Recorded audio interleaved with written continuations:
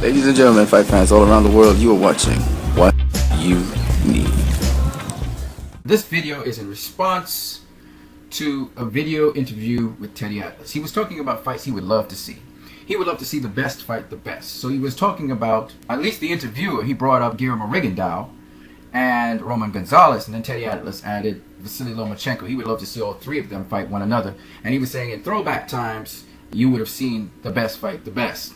This gentleman, Adept Los, and Adept Los, let me just say shout outs to you because you're the one that kind of prompted me to want to respond. Even though Adept Los said that he doesn't see why Rigondeaux takes Pacquiao's example and move up in weight, he goes on a little later on to talk about exactly, I don't know why they want to see fighters from different weight divisions match up when they have plenty of competition in their own weight division. You should make a video for this topic. So I'm making the video, Adept Los, and shout outs to you. Let's start off with Vasily Lomachenko and his pro career. We're not going to go into the amateurs, we just talk about the pros. Vasily Lomachenko, first of all, if you look, he's a what? Yes, his title is WBO World Featherweight Champion. You see that? Okay, good.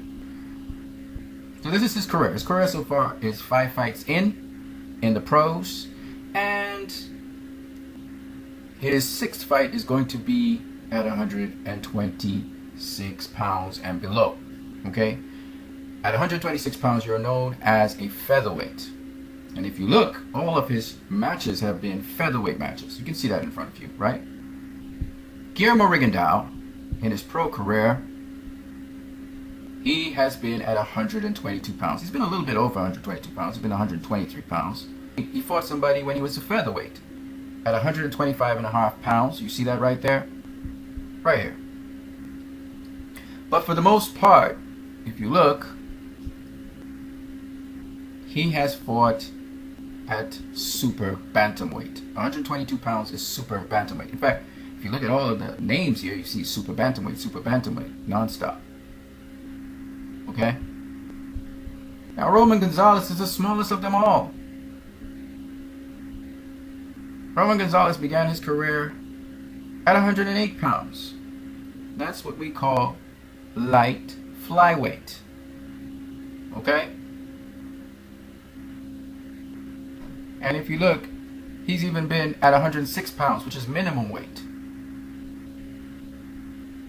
Okay?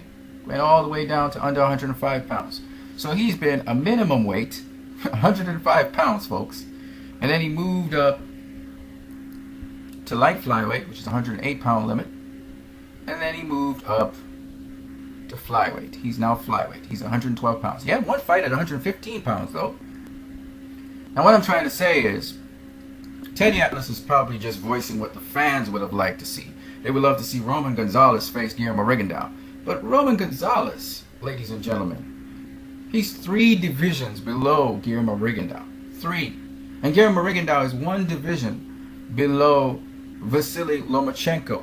But the thing about it is this. Lomachenko in the amateurs has been as big as a lightweight. He's been as big as 135 pounds. He's gone into fights and fight at 135 pounds. Guillermo Rigondeaux's heaviest weight is 122. Well, we saw that he actually made it up to featherweight for 1 fight. Roman Gonzalez made it all the way up to bantamweight for 1 fight. But these guys are all different sizes. Now they're talking about throwback days, but let me tell you something. There were very few throwback fighters who actually fought way above their optimum weight. When we talk about Sam Langford, when we talk about Roberto Duran, when we talk about Manny Pacquiao, these are big fighters who began their careers at lower weight classes. Manny Pacquiao got knocked out at flyweight because he got too big for his division, and so it was difficult for him to make weight.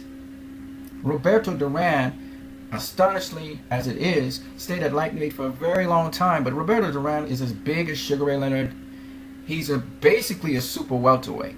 Sam Langford, I've talked about this, I've made a video on this. Sam Langford, even though he began his career at lightweight, this guy, by the way, Sam Langford didn't stay at lightweight for more than a year. He was at lightweight for a year, and then he moved up to welterweight for another year, and then for the remainder of his career, the remainder of his 24 years, he spent at middleweight, light heavyweight, and heavyweight. In fact, he spent the majority of his career at heavyweight. So you can't look at guys like Sam Langford. And Sam Langford began his career at 16 years of age. Manny Pacquiao began his career at 16 years of age. Duran began his career at 16 years of age. Floyd Mayweather, when he began his career at 16 years of age, guess what he was? He was a strawweight, and then he became a light flyweight champion at 16. Okay, so when you're young like that, people say you grow into weight, whatever. What I would say is, when you're young, it's easier to lose weight and fit into a division. As you get older and your body develops more, you're not as plastic. So you have to move up in weight. Okay, Roman Gonzalez, ladies and gentlemen, is 28 years old. Rigo, his age is 35. Lomachenko is younger than Gonzalez and Guillermo Rigondeaux. He's 27. Unofficial weights, I can see that Roman Gonzalez, he can make it all the way up to featherweight. Lomachenko can get all the way up to super lightweight. And Guillermo Rigondeaux, from his unofficial weight, he can get all the way up to super featherweight. Now, I don't see Vasily Lomachenko moving up more than 2 more divisions, if so much. Okay, so I see him going to super featherweight and probably lightweight, but that's about it, because these are all small guys. Okay, so once again, Teddy Atlas is talking, but each person's body in boxing is different. Okay, if that's the case, Marvin Hagler should have fought Michael Nunn. Marvin Hagler should have fought Michael Spinks. He should have gone up to light heavyweight and fought those guys. No, he stayed at middleweight. He was a middleweight. He stayed at middleweight. He never changed from middleweight. Guys like to quote Roberto Duran. Oh, he went and fought Marvin Hagler. Yeah, he fought Marvin Hagler, but then after that, he went even further up in weight. He went to super middleweight. He even touched, for a brief moment in time, light heavyweight. Okay? But that's because Duran, once he's not fighting, goes up to 200 plus pounds. We talk about Sam Langford. Sam Langford, at certain periods of time, was 200 plus pounds. These are big dudes. My next point is, the best fighting the best should be within the same division. At featherweight, Vasily Lomachenko has a number of really great champions and a number of great fighters that we would love to see. Lomachenko versus Walters. Everybody wants to see that. Against Lee Selby. Against Andres Cuella. Against Gary Russell Jr., a rematch. We would love to see that. Abner Maris.